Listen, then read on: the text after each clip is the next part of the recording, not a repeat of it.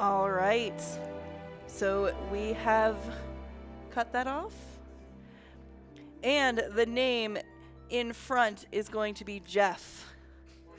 So J for the first one, E, F, F. Thank you, everybody who donated. All right, and we are going to actually send it over to Daniel now because he is going to run this amazing game for all of us. We're good. So, of course, the player name is Jeff. That was in line. I made sure everything was consistent with Jeff being the player names, the character names. I'm DanielRGT. I'll be the runner, and let's do a roll call on the couch for me, starting with Andy. I am Andy Perfect. I'm Erythium. I'm Daniel, but No. actually I'm Fawn. No, Daniel's not even his real name either, but they're all three super good EarthBound runners who were kind enough to help commentate this 80% run, which is a heavily glitched run, and we'll get a little bit more into that when we start. And I'm ready to go, so if I can give a countdown in 3, 2, 1, go.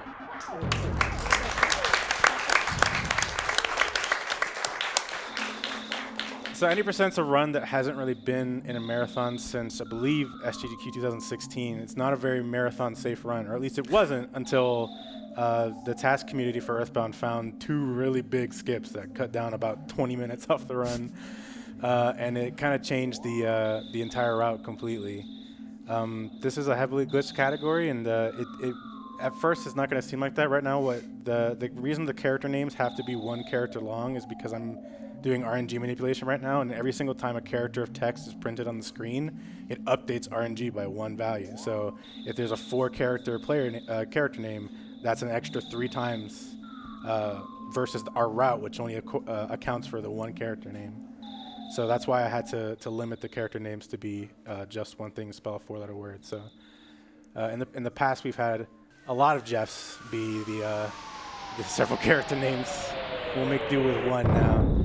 But all the stuff I'm doing right now is pretty precise. I can't do any extra inputs, and I have to make sure that my movement is solid. One of you can talk about some of the things that update RNG, in addition to just characters of text printed on the screen.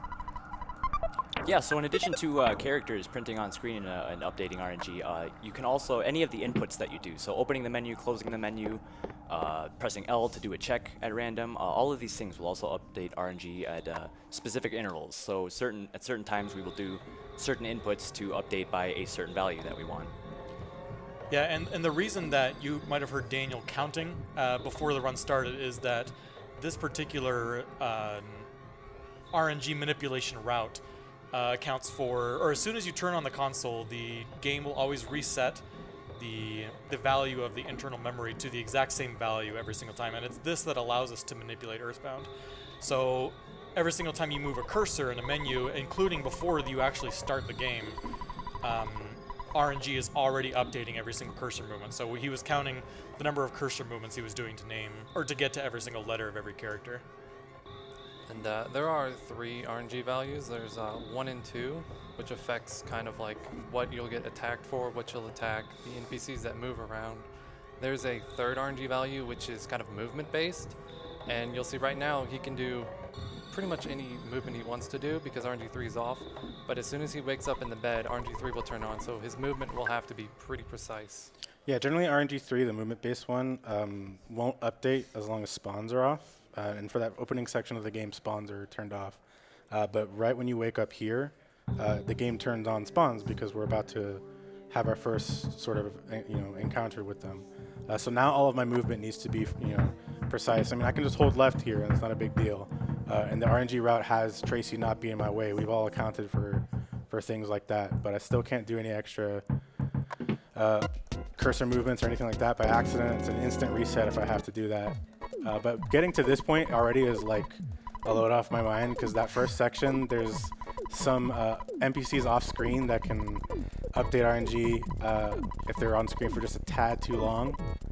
And everything looked okay for me walking into the house, so I'm pretty happy about that. Yeah, and the runners will usually use a variety of like kind of visual cues to determine whether they're on the expected value at any given point. And here at the beginning of the game, really the only kind of visual cue you have is the NPCs, Tracy, the people outside as you're walking up the hill, just these NPCs moving in specific ways that you're expecting. But as soon as we leave the house, we'll start getting spawns, and that's another cue that Daniel will be using. So this is just story stuff we have to do. We have our neighbor Pokey here, who's a big old jerk. Not a nice dude. And he wants us to help him find his brother, because his brother went to check out that meteorite that we saw, and now he's missing. Where could he be? But now that we're out here, I'm going to be opening and closing the menu at certain points, and the movement here needs to be pretty specific. So me opening and closing the menu like that causes this crow to spawn, and we're able to walk by these crows because their movement pattern is just very easily exploitable. And that's good for that. There's no spawns in our way. The ones that were there were really out of the way, and that's how you get up the hill without even having to really think about what's ahead of you. And just to kind of expand a little further on the movement-based RNG value that we have, imagine the game, right, is split. Imagine it's split every single part of the map into a tile set that is 64 by 64 pixels. Each tile is 64 by 64 pixels. And each time he crosses the lines in between those, it is updating the third RNG value, essentially.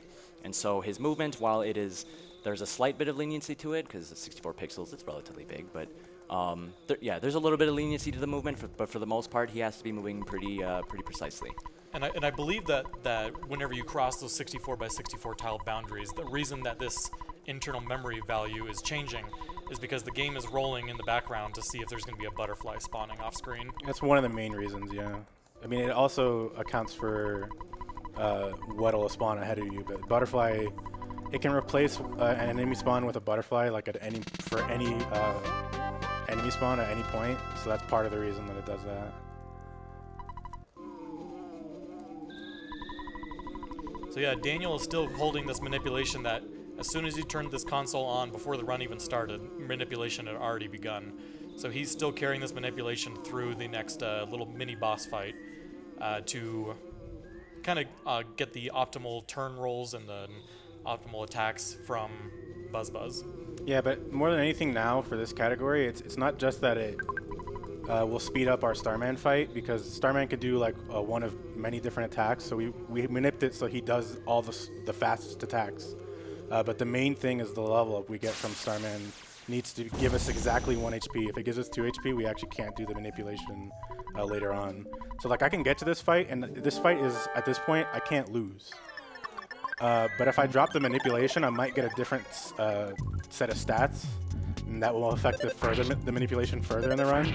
So it's pretty important that I land this manip, which right now we're still holding on okay. Yeah, the cue we're looking for in this fight is essentially Buzz will do an attack on the first turn, and we're looking for it to do 109 damage. And that's when you see that, you kind of know that you're on. Okay, so the first part of the manipulation is done. He's going to carry it a little bit further, but then he's going to have to drop it because he does need to pick up some items for some cash. Yeah, this is for marathon safety. We actually have manipulation that was routed by Arithian there on the couch to do all of this from console on all the way to the skip we're about to do.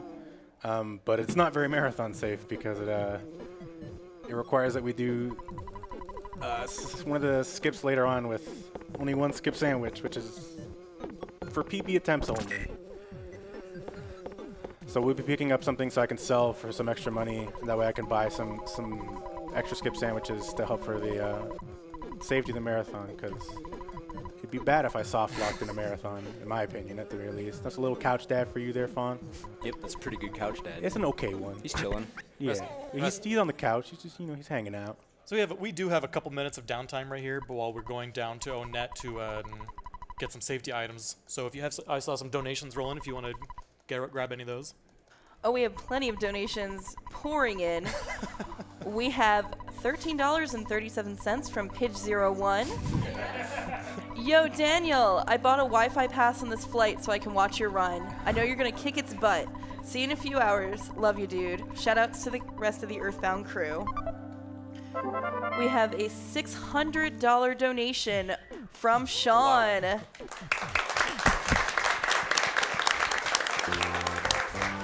And Sean says mental health is important, yo. I agree. Yeah, you're right. We have a $100 donation from Magic Freak 500. Yo, glad to see RPGLB back and want to say go Team Jeff and let the runner choose where this 100 goes to. Yeah. I don't like Jeff, if that wasn't clear to everyone. But that makes this run great because Jeff is virtually useless in this run.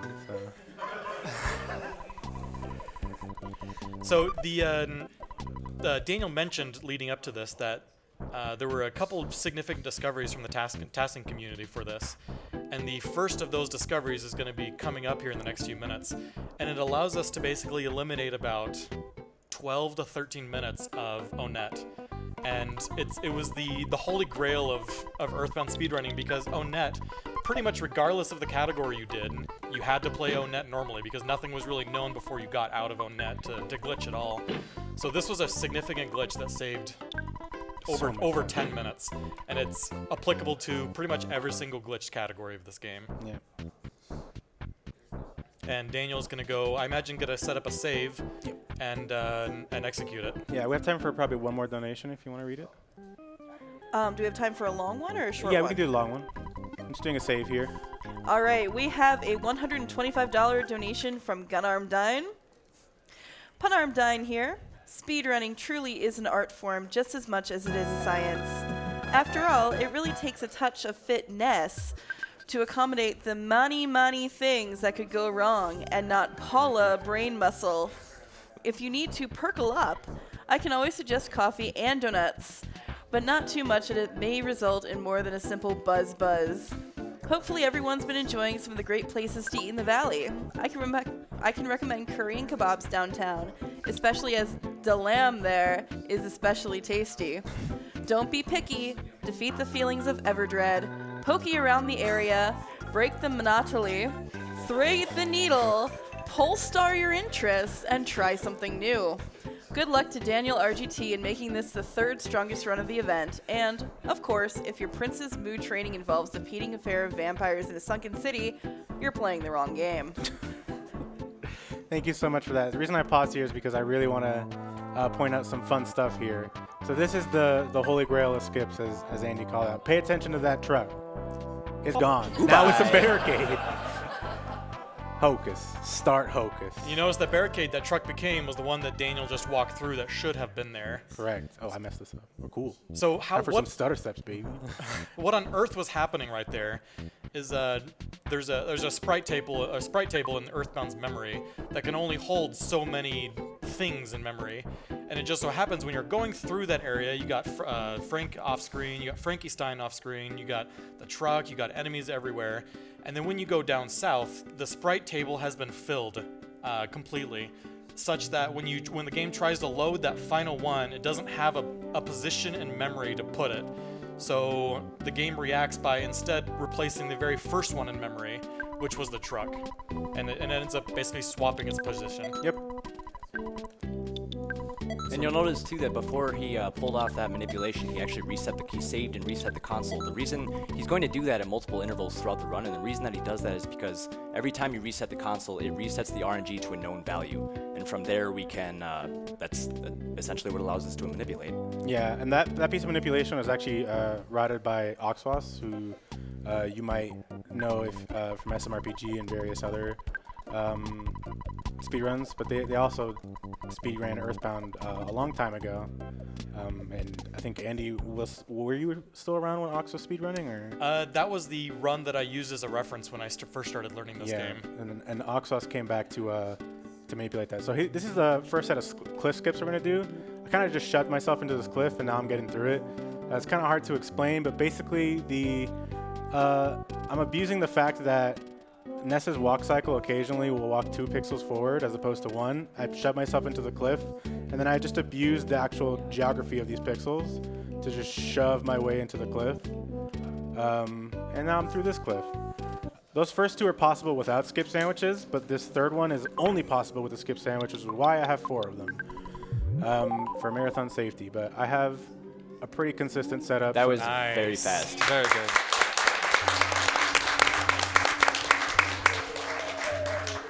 not out of the woods yet, because any percent EarthBound wouldn't be EarthBound with a little bit of RNG here and there. There's How a about that 5%? There's a 5% chance an enemy will spawn that he cannot dodge. Right here. Hey, it's right there, but he's ahead, so I can deal with him. Sometimes they're right there, and you can't do anything about it. And Ness is currently level 2, which is not a cool level to be at right now when you're in 3.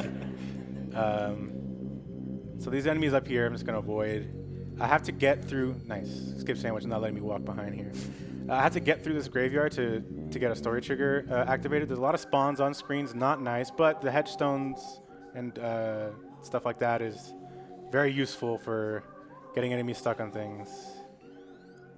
And I just have to make sure that there's no enemies, because anything will kill me right now. So this story trigger is active. Now I can go and activate the Winters cutscene, which will feature Jeff, the ever so famous, ever so loved for some reason character of EarthBound. He's the best. Is he the best though? Is Yep. he? Have you thought about it really hard?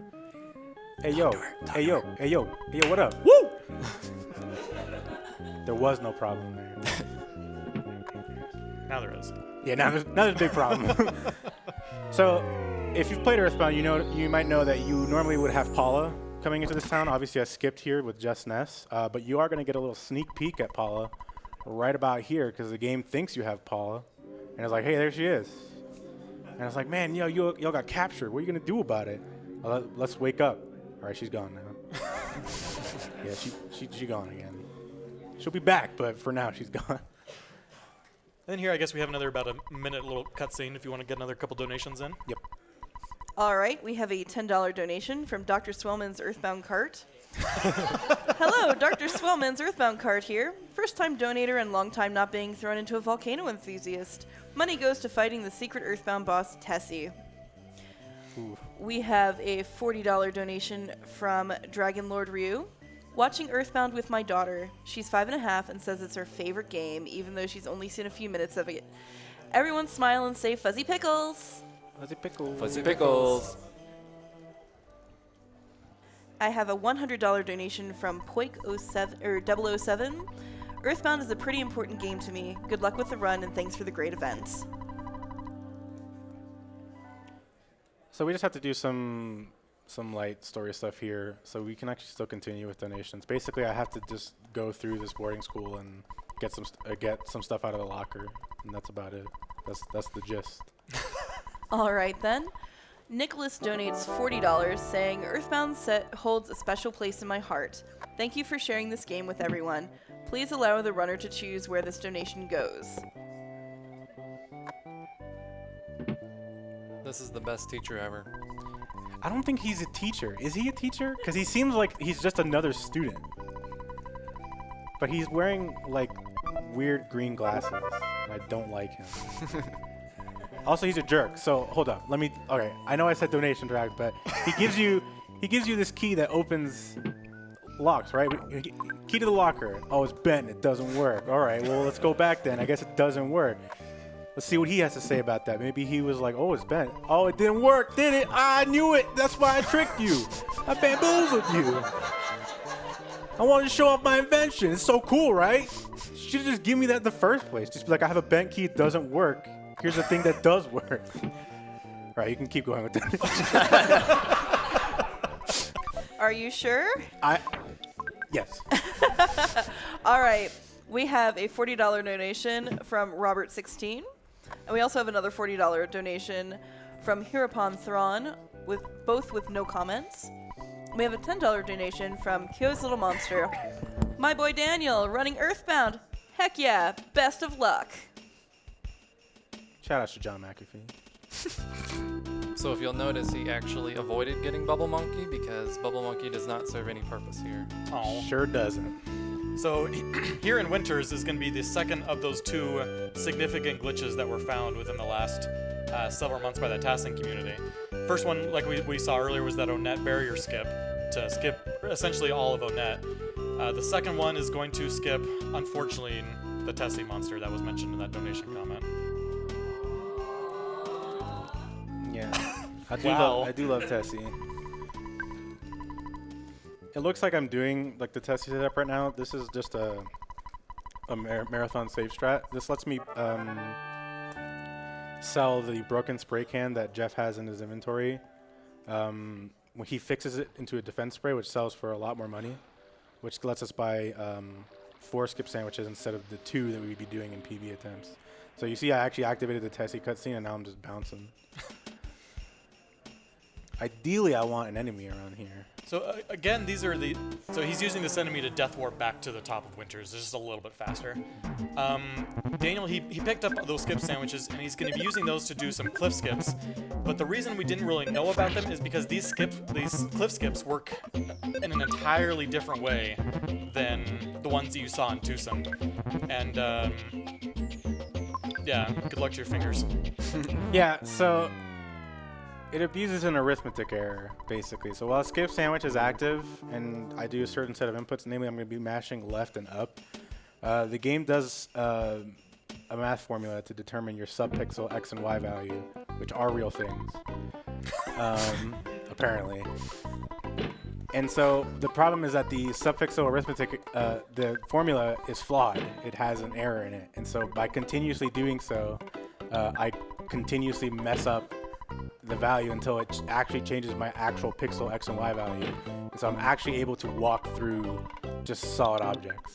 Yeah, it is. I believe it's just a rounding error in that as you use the skip sandwich and as you push up against the cliff, eventually as Daniel mentioned, your kind of supposition that you don't really see is slowly advancing further and further into that cliff because of this rounding error, until at some point the game just assumes that you were on the other side because of your value, your X and Y coordinate. Mm-hmm. So he's going to head over to the first cliff to execute the first of the two skips. So a crow here is a good spawn. We essentially want a crow or nothing. If you get a goat or a dog, Daniel would have had to have sat there and walked back and forth to despawn them until he got a crow or nothing. Yeah, the crows, like I said, their movement pattern is abusable, so I can abuse that to just walk right by him. See, he was trying to get me, but he flew away. Because crows can only move left and right if they want to aggro onto something, so he moved really far left to try and get me because he wanted to turn around eventually. But right now I'm trying to get stuck in the cliff like this, and then I'm going to use a skip sandwich, and the screen will shake a lot, so if this makes you nauseous, I apologize. Probably good to look away. This is the forearm destroyer. Yeah, this destroys your arms, makes PB attempts really annoying to grind out, There but we got through one sandwich. Really good, fast too, to be honest.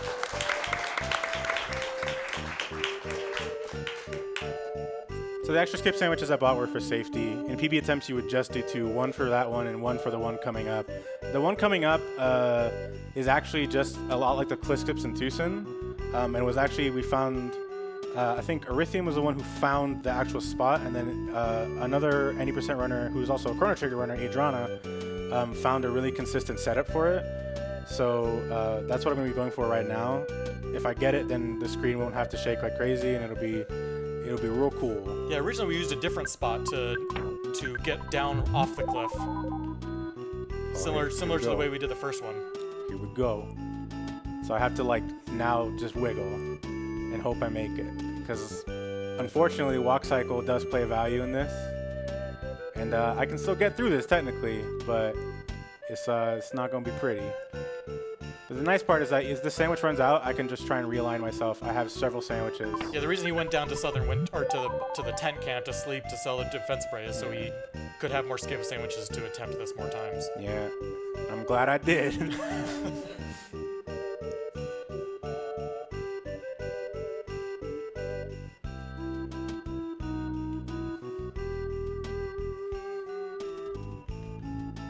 All right, one last time, and then I have to load my save that I made and try one last time. Oh, There nice. it is.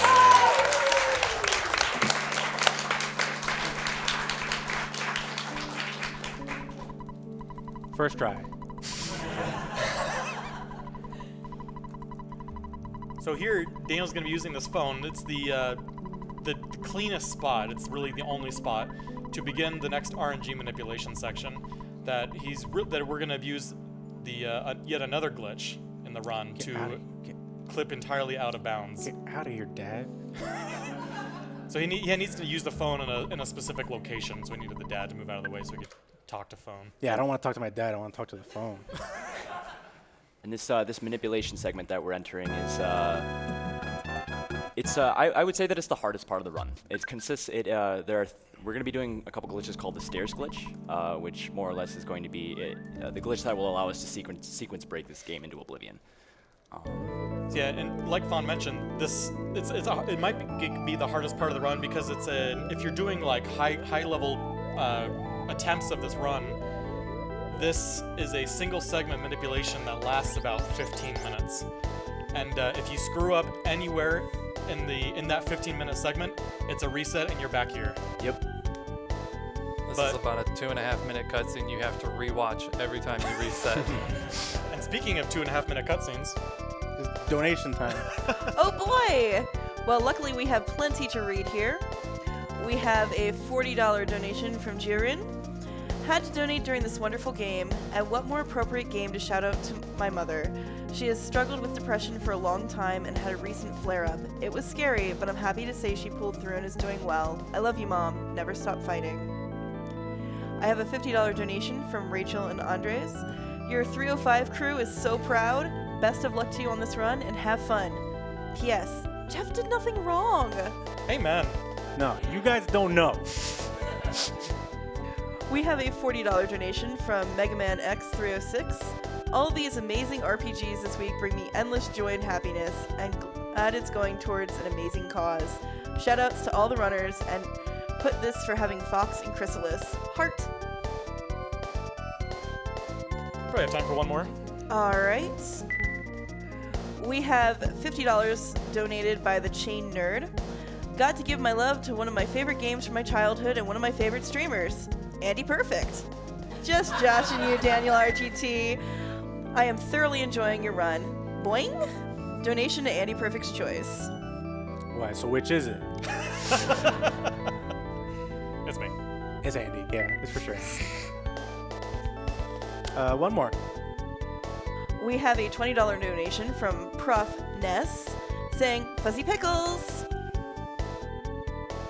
Okay, so as we land here, I'm going to be doing, like I said, the hardest bit of manipulation. Now's a good time to explain how the stairs glitch works. I'm not going to explain it because I'm going to be doing manipulation, so I will let you guys figure that out. So basically, the way that the stairs glitch work is when you walk on stairs, you're actually entering a different animation, essentially, for Ness. And when you walk onto stairs, there is a little, it's a little an animation that it does. It's about 20 frames, the one that we're going to be seeing first. There's a 20-frame window, and if you interrupt that with a text box, or a text box of some sort, what the game does when it puts you onto the stairs is it picks you up, essentially, and it puts you down on the stairs. And all of the maps on this game are all on a single sprite sheet, essentially. They're all right next to each other. It's just that there's only particular spots loaded at any one particular time. When you are transitioning onto a stair set, if you interrupt that with a text box, the game picks you up to put you down on the stairs, and you interrupt it, and the game never puts you back down. So more or less, you gain the ability to just walk anywhere on the sprite sheet that you want. And with the Sound Stone, which we got from BuzzBuzz right away at the beginning of the game, if we use that while we're out of bounds, it will load whatever area you are in. And you'll see in a second, it'll make a little more sense.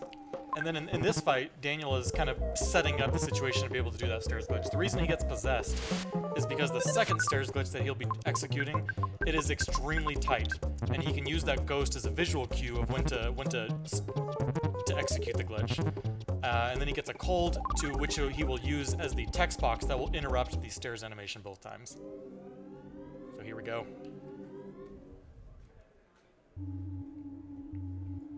It's good. Nice. That's one. See, and like Fawn was mentioning, all the areas on the map are all interconnected, and they're all just like right next to each other on this big image. And he's just using an item to load the areas. Now we're in summer. Nope. All right, I got to do my backup now. Yeah, a little bit of a visual glitch there. It's fine, though. So I have to do a life up here. It's fine that I didn't hit that. It is not fine that that guy's there, though. Might have to reset. Yeah. So we get another shot at that. We're going to have the cutscene again. That's unfortunate, but we'll still be okay. Not a big deal. Donations. Yeah, donation. We have a $50 donation from Anonymous that says, DanielRGT is wonderful. I agree. Whoa. And we have a $40 donation from Vilas that says, EarthBound is my favorite game of my youth. So unique and quirky. Good to see it so broken for a great cause. We have a $40 donation from Tyler120, who just says, Zoom! Well, on the bright side, we get to listen to the Skyrunner cutscene Yeah, I music. do love this song. If I do drop it, again, there is a backup where I can just copy over a save file. So this is the last time we'll be seeing this cutscene, or fortunately or unfortunately, depending on how you feel about it. Keep going with donations. We have a $25 donation from Greenie that says, Hey Daniel, is this world record? Not anymore. We have a $5 donation from Quattro that says, What's cranking, my guys? Good luck on the run, Daniel, and hope everyone is having a great time. Okay, back to delivering large pizzas for families in their fight against Gigas.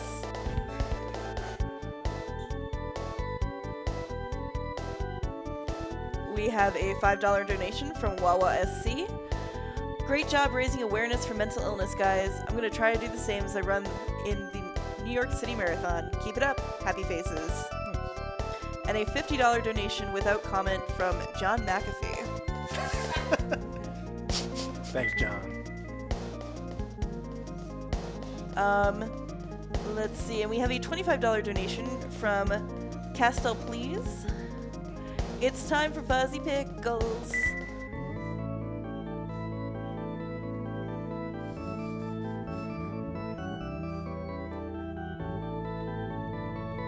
So you might have noticed when the first time Daniel went through the graveyard, he was doing a ton of inputs on before the fight ever started. So the reason he was doing those inputs is actually twofold. First is to get a cold remedy drop from the fight. It's a secret herb. Oh, secret herb, I'm sorry. Cold remedy was purchased earlier. The secret herb will be used to revive Paul a little later on during this manipulation.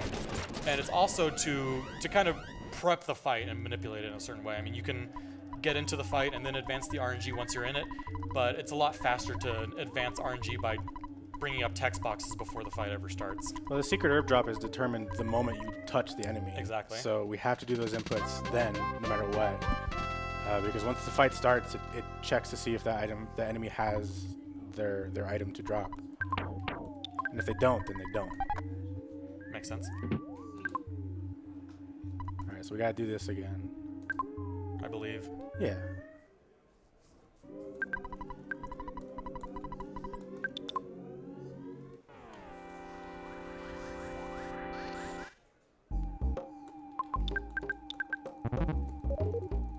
So you don't actually have to win the fight to get the item. He's gonna spy with Jeff and grab that secret herb from the. It's the one thing Jeff does in this run. Jeff's useful.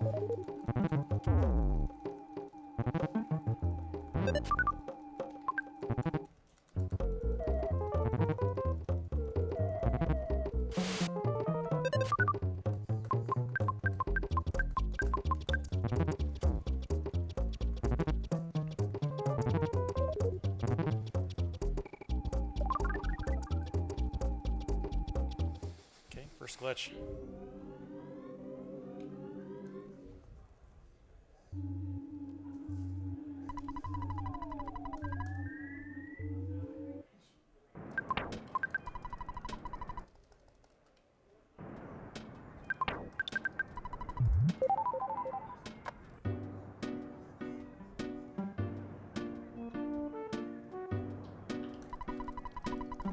That should be good. Nope, never mind. Okay. Let's shuffle the RNG.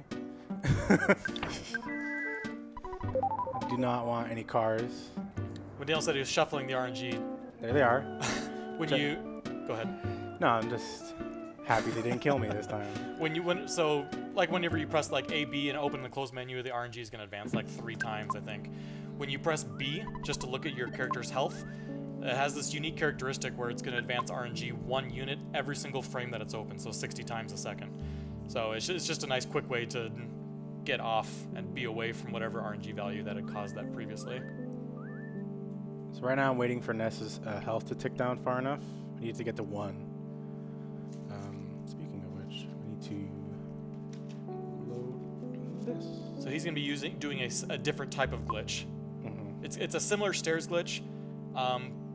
Feels like everything that's glitchy in this game happens around stairs, but this is a kind of a different way of doing it that involves a second file that he's going to be using this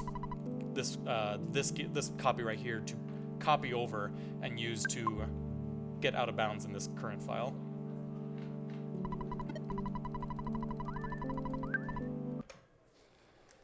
So I'm going to copy this save file, and then we're going to hit some story triggers.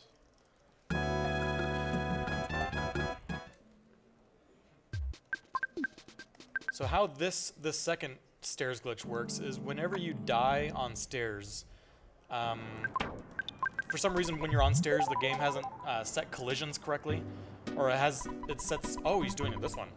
I have to go down Lumine Hall. The one I was explaining happens after this. Yeah. I forgot he did this first. He had mentioned dropping down Lumine Hole. The two main things that we're trying to achieve with this manipulation in particular is, as he said, we are dropping down Lumine Hall, and we are going to defeat Ness's Nightmare. These two things are required in order to complete the game.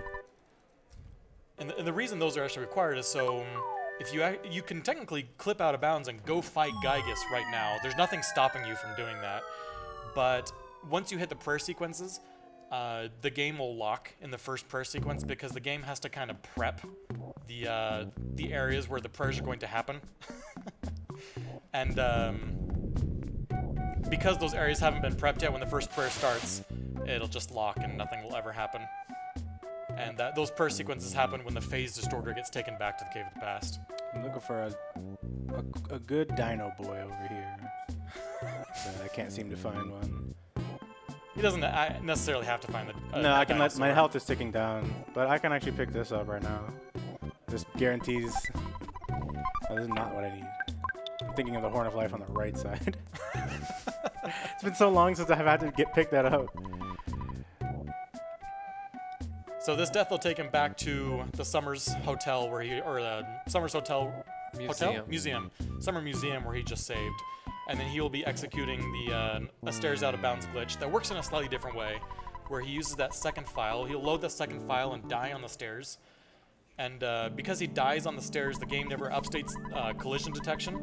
So whenever he resets, well, he won't reset the console. He'll just choose the options to get back to the title screen, load the other file, and he'll immediately be able to walk out of bounds with no collisions. Of course it didn't work. Why would it do that?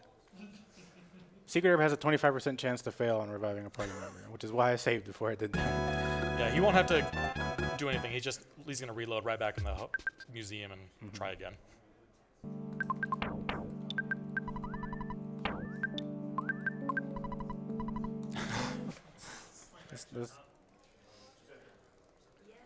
It's like a Fire Emblem type of 25%. Where, it happens all the time. So he just needs Paula alive for the Ness's Nightmare fight. There we go. I don't need this anymore.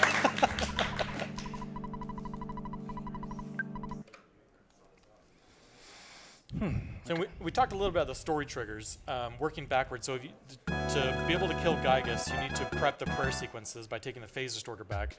But in order to take the phase distorter, you have to kill Ness's Nightmare, you have to grab the meteorite piece, and you have to fall down Lumine Hall. You have to do those things in a certain order to be able to set up the story as the game expects. So here, Daniel's going to be executing the next bit of manipulation. He's going to manipulate all the way through the Ness's Nightmare fight.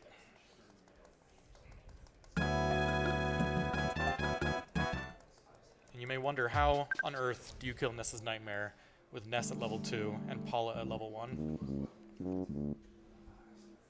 You're in for a treat. Yeah, I'm not going to spoil it.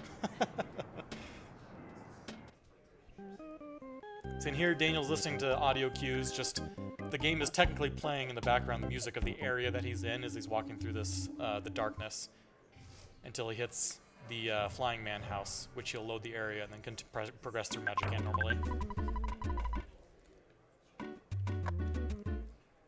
This area is actually pretty difficult to walk through. Why is that happening? Well, especially when there's a fish man in your way. No, that shouldn't be happening. But there are a lot of areas where there's going to be enemies off screen that he has to kind of work with and try to move through there quickly so that they don't update it in extra time.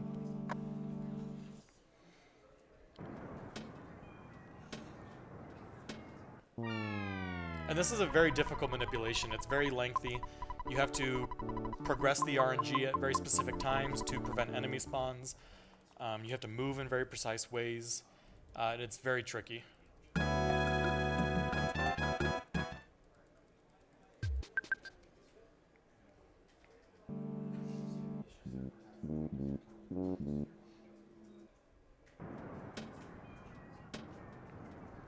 And the reason you can't just go straight out of bounds or straight to Ness's Nightmare and go out of bounds straight to him is because you can only interact with certain things when you're out of bounds, certain key items and doors. The way you get collision detection back on is by entering a door.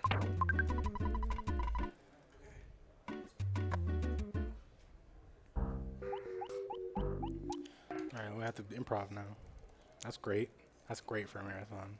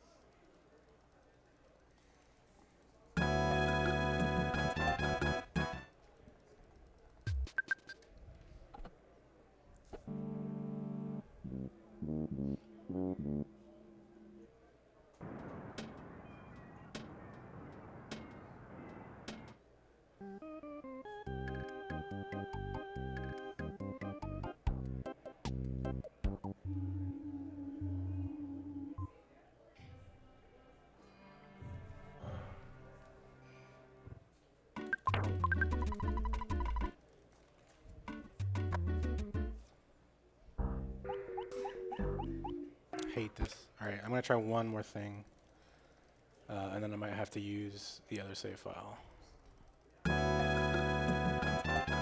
There's one thing I think it could be.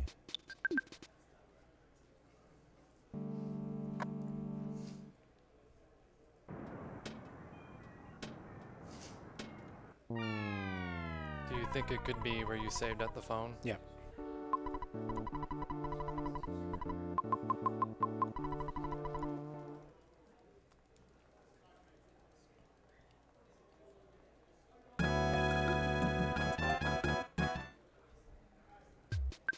That RNG looks like RNG I've seen before where I'm behind.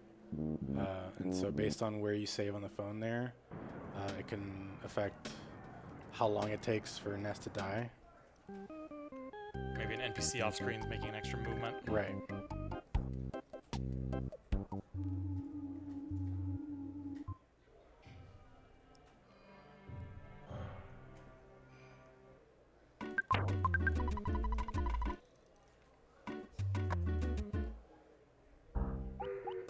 Here we go.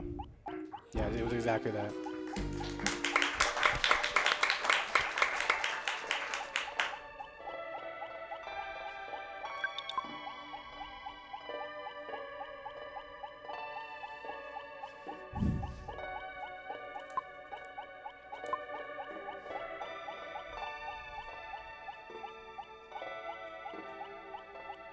This is a very particular part of the run where any wrong moves can be, the end of it. So he has to really focus and hit this correctly.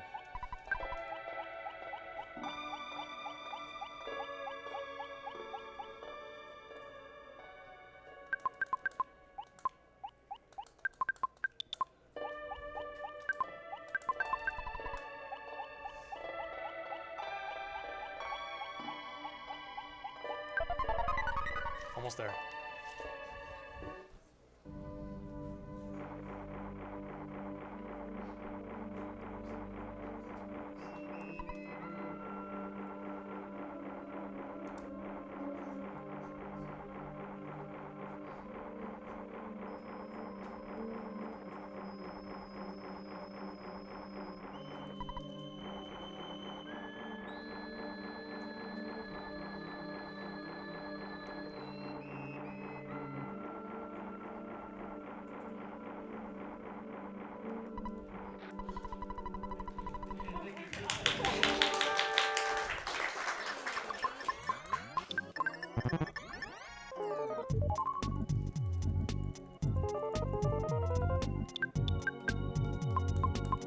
And did you want to kind of explain this fight? I will afterward. Okay.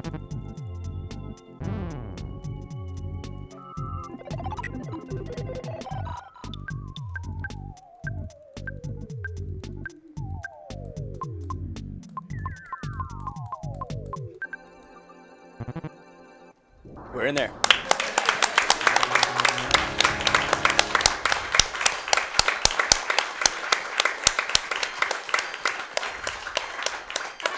Nicely done. Nice recovery.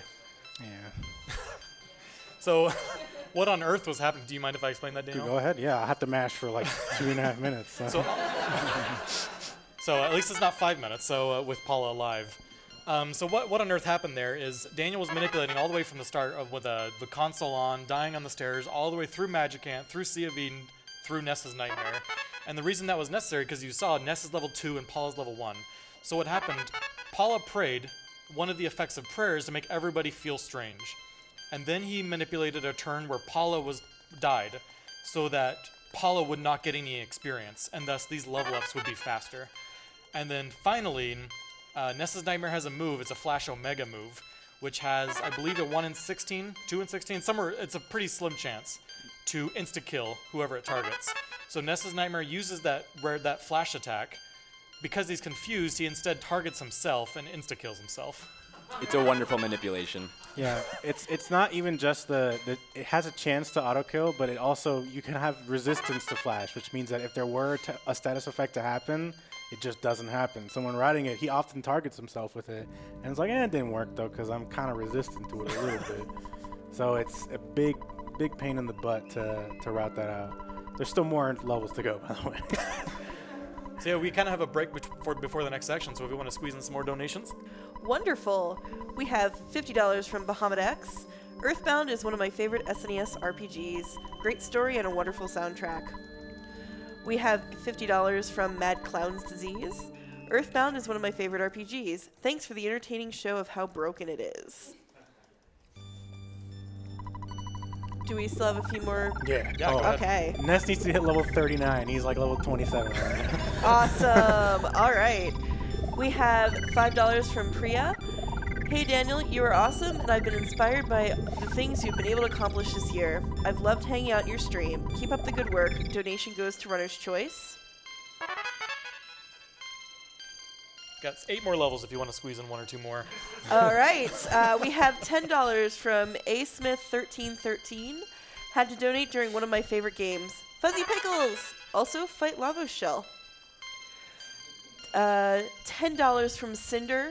Shout out to all the lovely people in that room. Wish I was there with y'all. We have $10 from Andrew26 with no comments. Thank you for that. And we have $50 from Scrivo154. Okay, all right. Hit All me right. with it. Hit me with All it. right. All right. Hi, Daniel. Hi, Scrivo Scrivo. here. If you are wondering about my pun game in this comment, and I assure you, I will own it. Me and my 2 sons have been looking forward to this run for 3 days now. I just finished helping my son with his geometry homework. It was about how a square has 4 sides. The weather is pretty nice here. No more winters, and summer is on the way. Also, be careful where you set your citrus fruits. You don't want to see any grapefruit falls. Anyway, I hope this finds you well. Good luck. Daniel, are you okay? I think I'll survive. That Grapefruit Falls one was top notch. Yeah, Scrivo loves to throw puns my way, and he promised me some good ones. So Grapefruit Falls definitely, it was pretty good actually. I gotta give him that. So another key part of what happened during that manipulation is Daniel needed his stats to grow in a certain way. He needs the end. So you'll notice that every single time that Daniel has leveled up, it has been during a section where he was manipulating. And that really comes into play during the Gygas fight, when you need everyone to take turn orders in a very precise way. If those turn orders, if you weren't manipulating during a section and someone has a little bit less speed, then it the RNG could have rolled the speed or the turn order in a different way, and it would throw off the Gygas fight entirely. So it's 100% necessary that all level ups to manipulate the Gygas fight, how Daniel will be doing, happen during manipulation. I also want to point out, for incentive purposes, the player name gets cut off when we. No, that's not what I want. When we go back to the past, which is a spoiler or whatever. There'll be a section where we're being like transported to the past. That's when the player name incentive gets cut off. And we'll call it out right about when it's about to happen, but it's coming up shortly. Right now I have to go through the entrance of Saturn Valley here, because actually, since we've never technically entered it from this entrance, the only entrance, we don't actually have the teleport location logged. So now I have to walk out of it, and then I get to teleport to Annette, which has been taken over by the evil forces of Gigagas. And this part is RNG, but it's also execution based. We're going to be using PSI teleport to go around enemies, much like this. Thanks for being... Oh, this is bad, actually. Enemies don't move during the teleport animation. That doesn't stop them from spawning on screen. Sometimes you'll teleport and things will spawn on screen, like, and their sprite won't show up yet, but the object itself still has shown up. And so it's very important that I pay attention to where I'm crashing. If I crash into something I know I crashed on, that's good.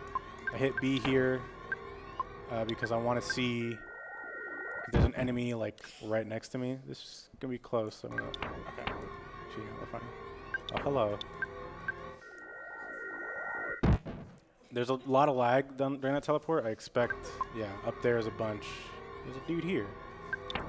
Yeah, so if you haven't gathered it already, this is currently not manipulated, and even if the game was as nice as it could possibly be to Daniel, he would still have to deal with three 100% spawns along the way to the meteorite. And that second one, there was a second one on one of the turns of the hill that's kind of right in the way, but he got around it with hello. Stuck in the sign. He got around it very masterfully. Very clean. And that's meteorite.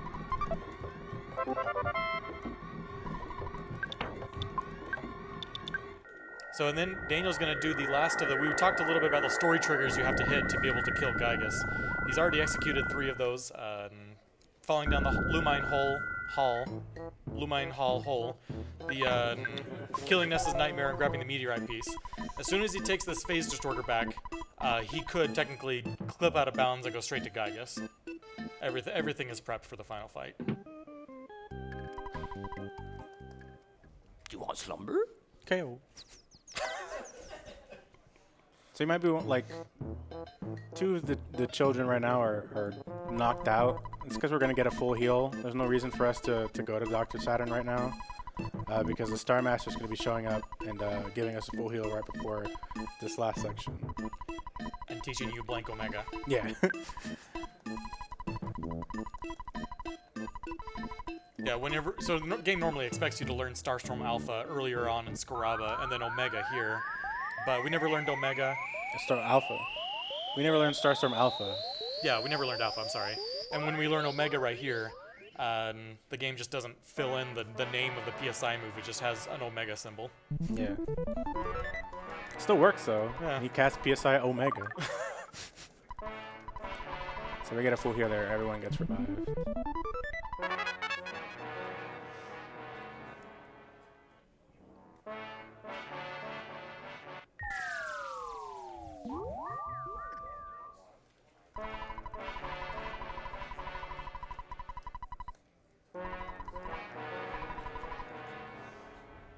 Beatles. Yeah.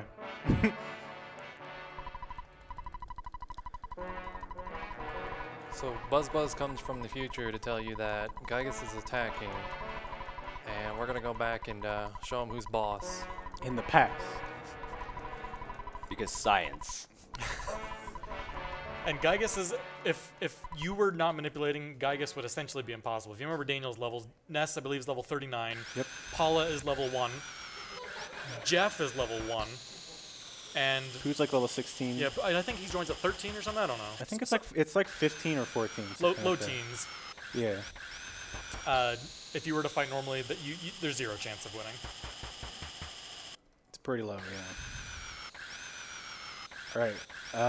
So the cutoff will be when the screen starts, like, there'll be a lot of circles coming towards the screen. That'll be the cutoff. Circles. Well, how else would you describe it? It's a bunch of circles coming towards the screen. Loops. Oops, all circle. J, E, F, F. Yep, so we're approaching endgame here. As soon as Daniel loads into Cave of the Past, he's going to save, and we're going to be doing a manipulation from... Well, I have to do one more thing before that. Oh, right. I have to... Oh, the player name. Right. So the player name, I get to actually show off a glitch that you don't really get to see very often.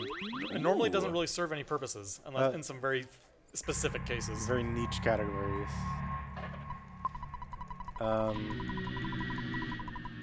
So I need to save, and I need to reset. And we're going to be doing, it's called the snapback glitch. Shout out to Marvel 2. And it's kind of tough to explain, but I'll do my best. But basically what's going to happen is we've been dying on stairs and going out of bounds all this time. But when you interrupt the animation of getting on the stairs, going out of bounds, the game creates a horizontal line. And if Ness ever passes that horizontal line, it'll snap him back to the stairs. But what happens when you do that and you die during the animation is that whenever you load your next save file, if I did it correctly, it'll snap me back to these stairs. And so I guess, just robots here in summer is not a big deal. Little butterfly having a cool time. And footsteps making some weird Gygas noises. But it's not a big deal. I mean, whatever. So yeah, we have the player name incentive right now. And now I'm human again. Oh, I didn't realize that happened. Yeah, once you go through a door transition, it's like, oh, okay. All right, so I need to know what the player name is. You're going to have to bear with me on this one. It is 2,147,000,000. Get the commas. Get the commas. Yeah, so it's 2,147. This is apostrophe. I don't have commas. Do a period. Do the Okay, so 147. European numbering. 483. 648. Space. Bukas. Bookas. BOOKAS. Exclamation point. Lowercase b.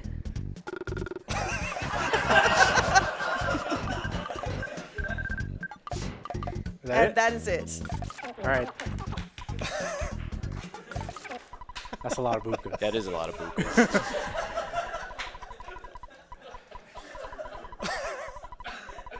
Ness looks normal here. Yeah, so once you go through a door transition, I really hope I don't get this butterfly. All right, thank you. Once you go through a door transition, it fixes the sprites being like robot, because it checks to see like where you are, if it would need to update the sprite. In Magicant, Ness becomes Pajama Ness, and so on and so forth. I need money, actually. So if you're listening to the music, this is the, we talked about how the game prepares the prayer sequences. Here in Summers, there is a prayer sequence where the Runaway Five are praying for Ness's safety. Mm-hmm. And the game has technically already prepared it because the music has already changed. So whenever you just come glitch out of bounds, the game is already playing that music. So now I have to get back to Cave of the Past somehow. And the way we're going to do that is we're going to death warp back there. And there's a convenient enemy that is a fixed spawn. And spawns are on right now, but the enemies, like the taxi cab and that sign that made me have to reset earlier, are not quite strong enough to really deal with this massive unit that Ness is right now. So what I'm going to be doing is I'm going to be going into this museum, and then in the later parts of this museum, there's these 2 enemies that hit for pretty hard, which is very nice for us. Oh, the samurai kid.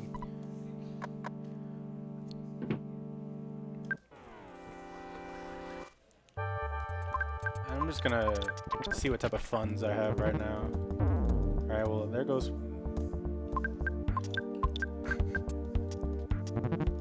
Hoping he hits... Oh, nice smash, dude. Yo, go get him, champ.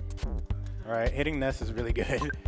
Ness, as you can see, has a ton of HP. All right, there goes Paula. The reason he uses the ATM card is it's just an empty turn, so he doesn't have to defend, so he takes more damage on these hits. 271 is really good. So I'm close to dying, but I have to wait for my HP to scroll down. So this is a good time for donations. All right. Well, we have an anonymous $40 donation that just says smash. We have a $43.79 donation from Unfamiliar Cornball that says, this is my first time watching RPG Limit Break, and I am loving it. The runs have been amazing so far, and I really appreciate that this is all to help Nami help others. A big thank you to the organizers, tech crew, runners, commentators, and everyone who has contributed to making this happen. Died. Yeah, he did. And now, we back. So we heal everyone, because we do need everyone alive. And then we'll save. So this is the final manipulation. Technically, he could just clip out of bounds straight to Gygus. I don't have manipulation for that. But he is going to do a different manipulation that will be getting the super rare Gutsy Bat drop. 1 out of 128 chance to drop. Yep, and this manipulation will go here from the Phases Store all the way to the final fight with Genghis.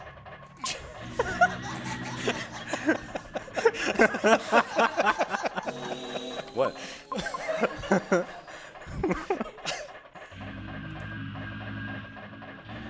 wasn't prepared for that.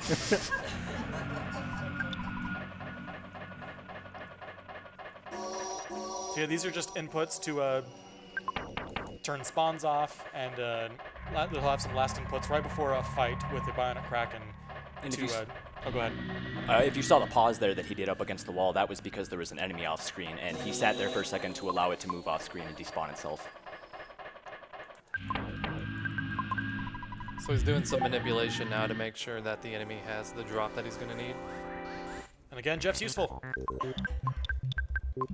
He's going to just use Jeff to spy and grab that Gutsy Bat, which is going to be one of the pretty much the primary source of damage through first 2 phases of Gygus. Nicely done.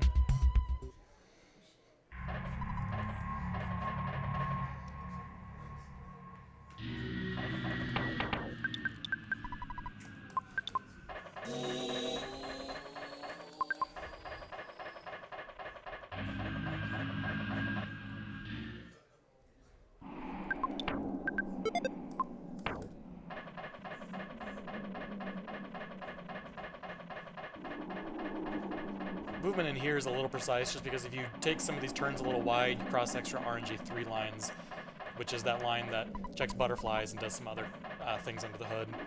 So I'm just kind of taking these turns right against the walls too and make sure the movement is the same from run to run. And here goes Gygus. Good luck. You know, it'd be crazy if Pokey showed up right now. Like, where has he been? Whoa! What? Look at that smirk.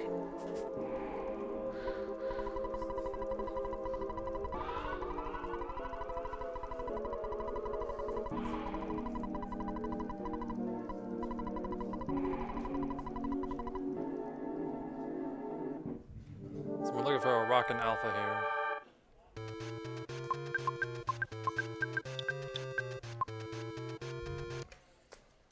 Not getting it. Oh boy. So I gotta redo that from the start. So I went a little too fast for my own good. Yeah, it was just an extra input that Daniel put in right there. And again, like we've talked about several times, you put in one extra movement or throughout any of these manipulations, and it's dead. There are very rare occasions where an extra input can be fixed, but for the most part, yeah, it's the end. You have to reset. That's not one of them.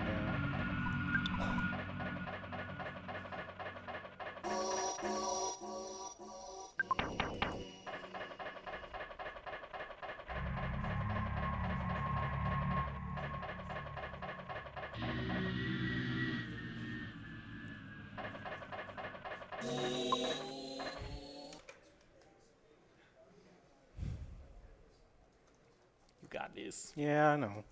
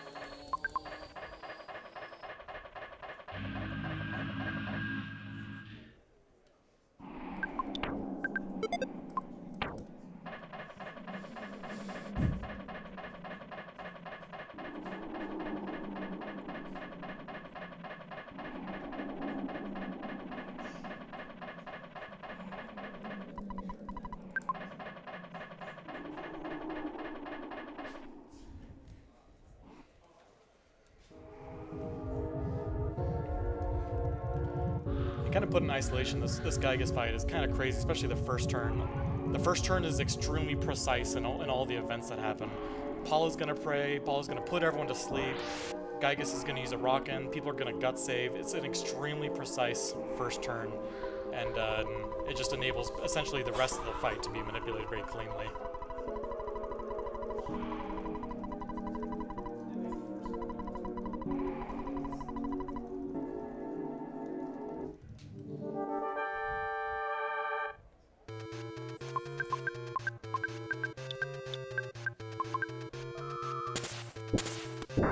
Got it.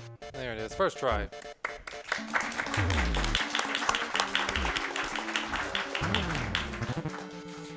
We do have to carry this through, though. It's not over until it's over. And any mistake between now and then will mean another reset.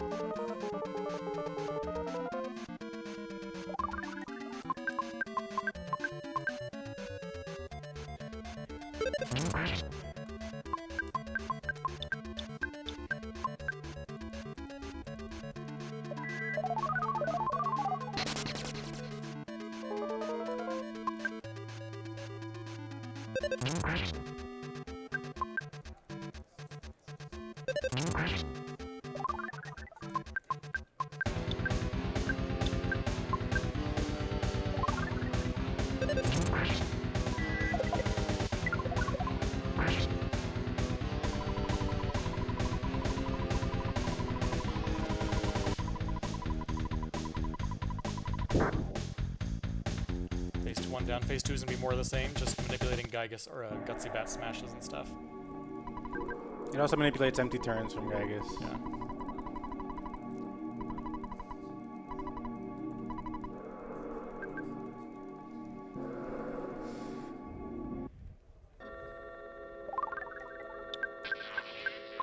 Go get him, champ. Oh, I couldn't turn into Gygas.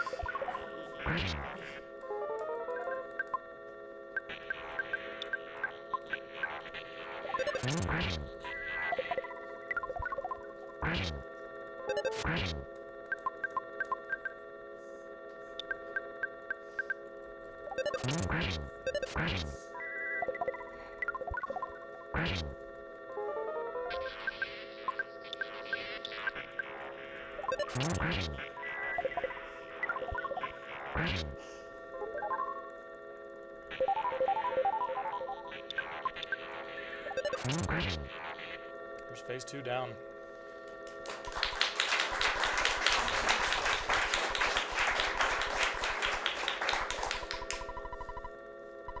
So the manipulation is still going to continue through all 9 prayers. There is still one last bit of... Don't say it. Okay. Don't bring up the dupe. I wasn't going to bring up the dupe. Just the fact that in one of these prayers there's still NPCs that move, and it can, because of even if you mash crazy fast, you can still end up with different NPC movements as the prayer fades out and fades in, and we gauge the damage of the next attack as our way of determining which RNG seed we are on and what inputs to do. I think it's like the 6th or 7th prayer. It's the 6th prayer. This is the first prayer here. There's 9 total.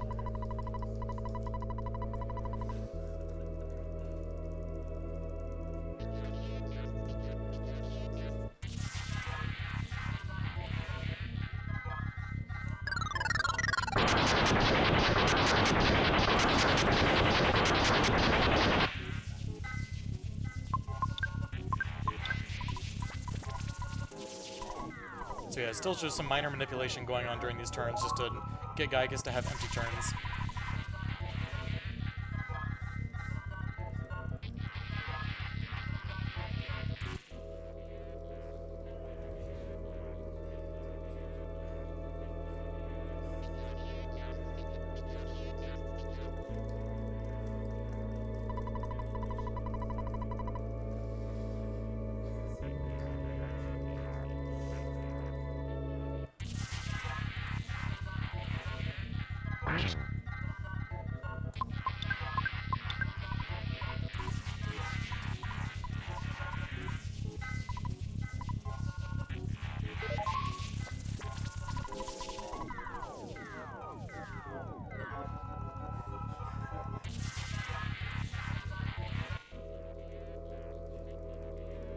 Prayer number 3.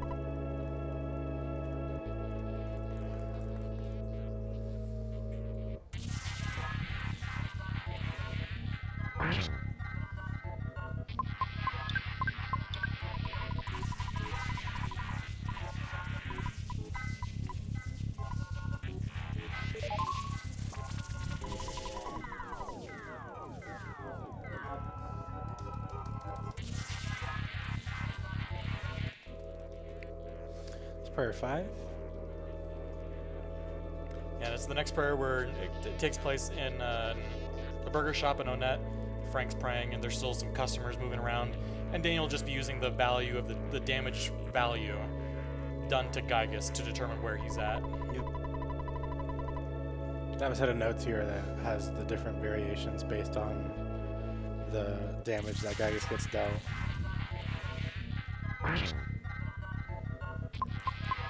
It's going to to be 1653 or 1618, right? It would be 821 or 741 first, and then depending on the split, then it's 1618 or 1653.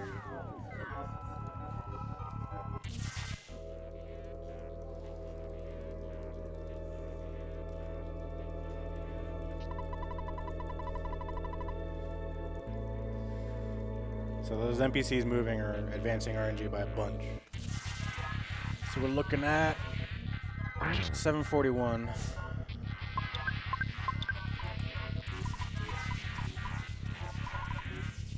And then on top of 741, I have to look at the damage value of this next one as well.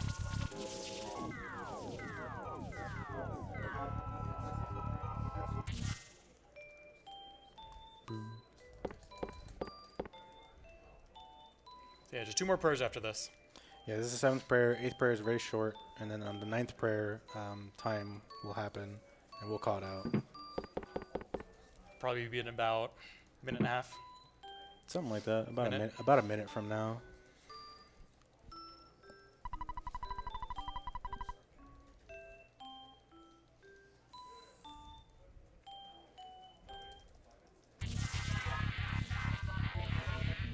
$16.53.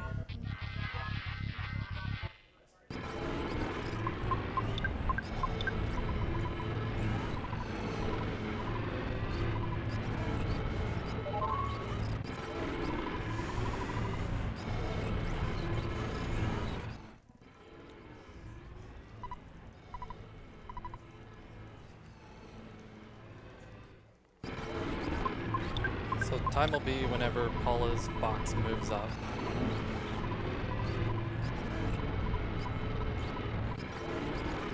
Time. Yes.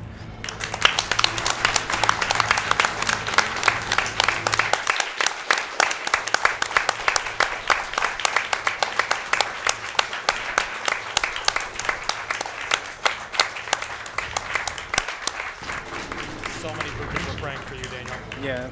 So many bukas. It's 2176. Okay. Okay. We did it. It's a little scary with the 1653 because there is a clone. There's a clone. I wasn't going to bring it up. Yeah, 1653, if you get that prayer, that damage value, there are basically, there's a couple theories revolving around it. We think that there might be 2 different 1653 values. And one of them, if you do the Yeah, you die. the inputs that we have in the manipulation, you die. And there's no way to know you're on. Yep, and at the moment we have no way how to identify whether it's the regular one or the clone. But that is the run. And I imagine since I'm overestimated, we need to hurry it along. So, thank you so much, everyone, for watching. Daniel, you were underestimated. No. It was 116. Oh, okay. Okay. Yeah, okay. Yeah, just keep bumping those numbers up. Just keep bumping it up. Just like, oh man, I guess it's a 3-hour run all of a sudden. No, we got time for that. Just scooch it in the schedule. Oh.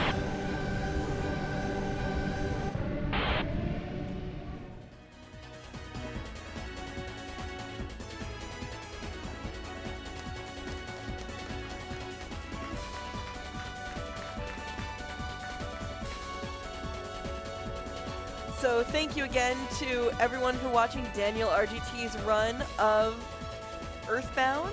Any percent. Fantastic job. And we are going to go to a very quick commercial break before we get into Von Yvonne's run of Newtopia 80% with the 100% incentive that has been met. So stay tuned for more fun from RPG Limit Break.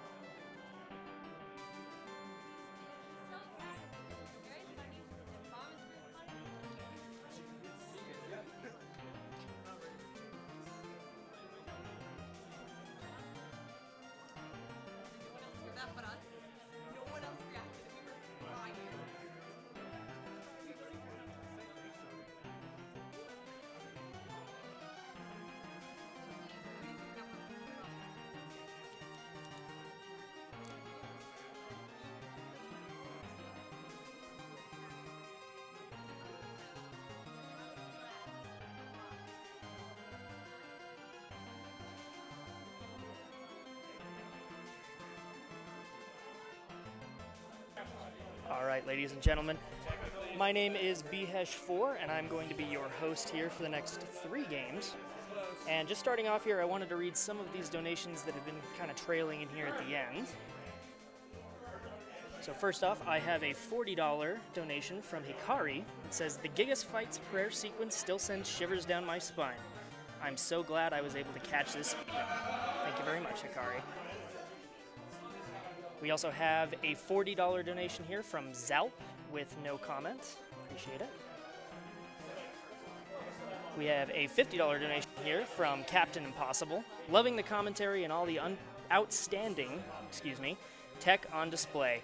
This run gives me warm and fuzzy pickle feelings inside. Thanks DanielRGT and everyone else at RPG Limit Break."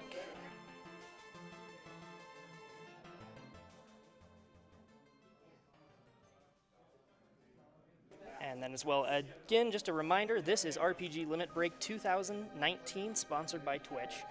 We are coming to you live from Salt Lake City, Utah, and we are raising money to benefit NAMI, the National Alliance on Mental Illness, which was formed in 1979 as a grassroots advocacy organization by a group of parents whose children suffered with serious mental illnesses, and NAMI have maintained that focus to this day.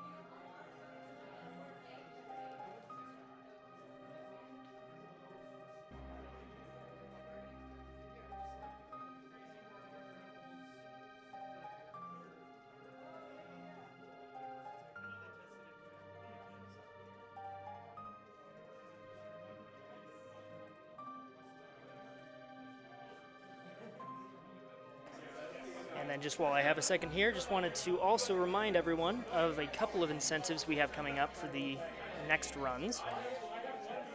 For Super Heidelid, we have a Name the Hero bid war going on. Currently in first place at $135, we have Brosentia.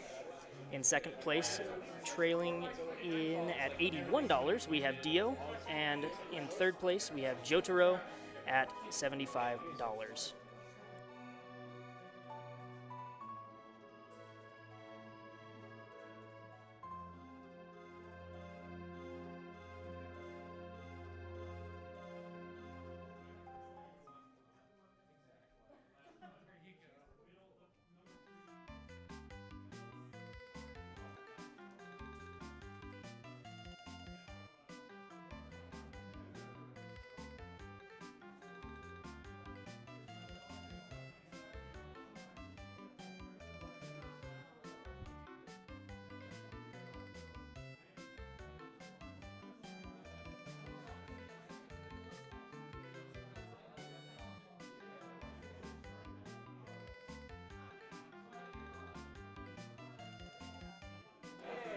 And then here we have a couple more donations that are rolling in. We currently have a $31 donation with no comment from Mr. Crab. We have a $5 donation from DJ Rebirth 100 saying RPG Limit Break rocks, such an amazing cause. Hello from Nebraska and Fuzzy Pickles.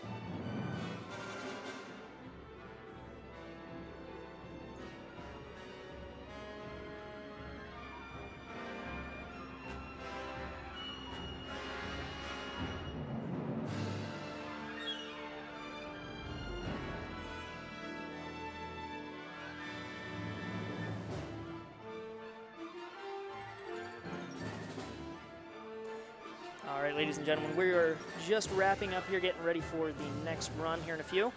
The next run being Newtopia, being run by Vonnie Vaughn.